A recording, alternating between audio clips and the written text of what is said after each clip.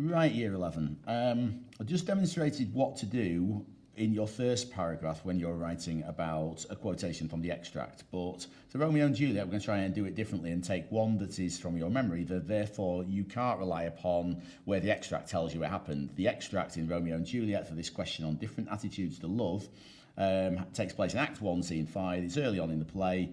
The meeting of Romeo, the turning point in him starting to change, but I've got the quotation from the balcony scene up just before he meets Juliet on the balcony, where he announces to the audience that Juliet is the sun. Okay, so we're further on in this. We can assume we've already got a couple of points. So this paragraph is not going to start with firstly. All right, we'll go through this as a furthermore paragraph. Okay, same thing applies, and I was guilty of having told you in the Stevenson piece, use the name Stevenson lots of times in a paragraph if you can. I used it twice, which is probably less than the opportunities that I could have had for it, because make it sound like the author is in charge. Okay, in this case, the playwright William Shakespeare, whose name you are going to spell correctly, shake the spear, and add an E because of the 4 marks, the spag. That's one, and the capital S, please. So furthermore, Shakespeare presents love. It's a very good point. Having the time run is always useful if you're going to model 10 minutes. Furthermore, Shakespeare presents Romeo's attitude towards love. Now, he's got several different attitudes. His attitude towards Rosaline was one of physical attraction and lust, being frustrated when she wouldn't ope her lap to say introducing gold. But at this point, things had changed. So let's make a sweeping statement, okay, with the point that we're going to make is that Juliet is the sun has transformed his life, okay, as being transformed utterly by the arrival of Juliet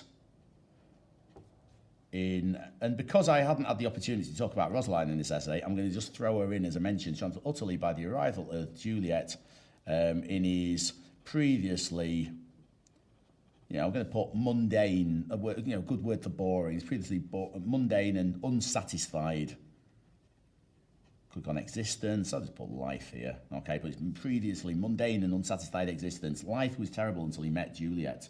Okay, there is the topic sentence that strongly opens this. It's still relevant. It's still focusing. All right. We now have the embedded quotation. So we know when this happened. It's the balcony scene. As he awaits Juliet's arrival on her balcony. Remember, this is him awaiting that illegally on her balcony at the Capulet mansion, because he should not be there. He's taking a huge risk by being there to his life. Romeo announces, does he announce it confidently? Romeo emphatically announces, I suppose, because there's no argument here. Romeo emphatically announces to the audience, not sure if that looks like an N in there, but that is really meant to be announces, to the audience that Juliet is the sun.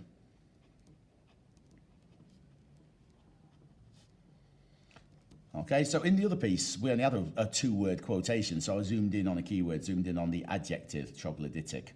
Here, we've clearly got, and it's a very short statement, but we've got this clear, fairly straightforward metaphor. However, you can interpret it as positive, you can interpret it as negative. So let's see about why it's been used. We want to emphasize again that the author has done this, okay? Shakespeare has selected, we'll go chosen because you selected before, has chosen this metaphor because it has more than one meaning. So I'm going to say it's ambiguous, or because of its ambiguous meanings. So I'm trying to express the big idea here. I'll come back to the character later. I'll do this in a slightly different way, sort of with CALSC. You don't have to get hung up on, have I done the C, have I done the A? It can be whatever order works for you, so long as you're writing intelligent things about the quotation, and some sentences might cover more than one aspect. Is ambiguous meaning. So we need to explain what those ambiguous meanings are. Okay?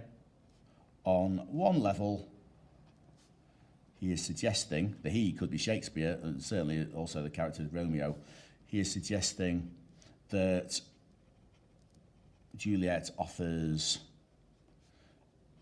heat, light, you know, not literally on this level, but heat, light, and warmth.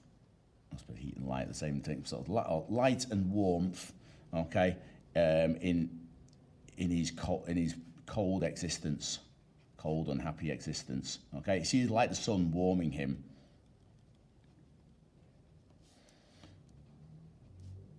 But at the same time, the sun is a fixed point which will one day, depressingly for all of us, but hopefully in a few billion years, which will one day be destroyed or obliterated by time, destroyed and lose its permanence. You know, think about why this is relevant to Juliet before it sounds like writing an astronomy essay, sort of. It's that idea that Juliet provides all these wonderful things, but it's not going to last forever. It could even interpret that as foreshadowing. Okay, so at this point, this could be foreshadowing her later death in the play, which we already know about by this stage. Her later death in the play. And any chance where you can show things off, ironically, with Romeo's dagger, or Romeo's happy dagger. So he's trying to throw in a quotation. I know later on we're going to write about that in more detail, but it's almost like any reference you can do, it says, I know more than just this quote. It's an important skill that you can have. A later death in the play. And pointing out Shakespeare's message. We said that it's positive and negative at the same time. Shakespeare's mixed message. This is the big idea coming through now. I've mentioned a bit of language and a bit of structure with foreshadowing, but Shakespeare's mixed message that love can be exciting, illuminating. Love can be a fantastic, warming. I'll go illuminating. Can be illuminating, essential, because the sun, without it, we can't survive. Okay, and can dominate your life or our lives. But the dark side, but it can also be dangerous and destructive. You know, you can be sunburnt, you can get sunstroke, you can like Icarus in the Greek myth flew too close to the sun. Okay, so there's a positive side and a negative side to being the sun. It's not all good. In terms of the character, because we've got something about allegory, we've got some of the foreshadowing, okay? I'm really labouring the fact that Shakespeare, again, I put emphasise, Shakespeare reinforces the idea that Romeo is, for want of a better phrase, sort of with the sun, I think in there sort of is completely in Juliet's orbit almost. He's like a small star, but it's completely a star or planet, sort of in Juliet's orbit, and hypnotized under her gravitational pull, but hypnotized under her sort of spell. Of course, this was the time when astrology was such a big idea in society, the idea of the sun, the music of the spheres, the planets, all of these things were in line and alignment. Okay, so comparing Juliet to a heavenly body, okay, or to a celestial body, something that people, you know, the religions that worship the sun still, compared to emphasizes how men might worship. Remember, he's already talked about his lips being two blushing pilgrims, might worship women in a sort of supernatural way almost in Elizabethan society when astrology had an influence over people's lives, and that's a lot quicker to say than it is to write. Again, this is the moment when I'm trying to show you how your brain can go a lot further than your pen, and then you have to slow down and think, okay, let's write that the way it just came through my head to organise your thoughts. When astrology played a significant role I've still got a minute left to squeeze out anything further from this. Play a significant role in people's lives. I just think there's more context here that we can apply, because I feel there's certainly character now. Romeo's been transformed. There's certainly allegory, the big ideas about what love can do to people. There's language, there's structure with the foreshadowing. But I also know that with this, why stop with one bit of context if you've got time to throw in some more? Okay, Juliet was an atypical Elizabethan woman. Probably going to regret using Elizabethan, so I'm just about to mention Queen Elizabeth I, who she's often seen as having an alignment with, in a time when the Queen on the throne, the Queen of England, had to battle to be taken seriously.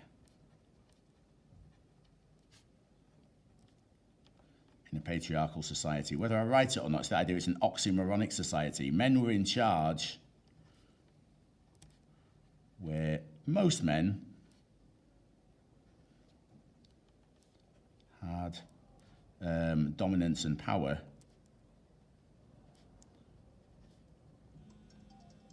And as the timer tells me, that's out for this, but dominance and power, yet it was also oxymoronic, because of the dominant queen who wanted to be treated like a king. Not going to add time to write the quote. And sometimes you have to throw out the things you really want to put in. I really want to put in that quote where Queen Elizabeth said, "I may have the body of the weak and feeble woman, but the heart and stomach of the king." But in fact, with, an intelligent examiner will recognise this isn't a quote from Romeo and Juliet, but it's a very famous quotation, with the heart and stomach of a king. Juliet, with her, when Juliet is the son, she's been treated very much as the alpha female here, and that's the emphasis of how love has transformed her. Okay, and hopefully that shows, with several more references to Shakespeare, that models for you how you can use CALSC very successfully with the author's name and emphasising those ideas. And it's certainly not CALSC. I think it'll end up something like CALSC and somewhere down the line. It doesn't matter. It covers all the things you need to do to be hitting all of the boxes, and hopefully that'll be successful as an exam model answer.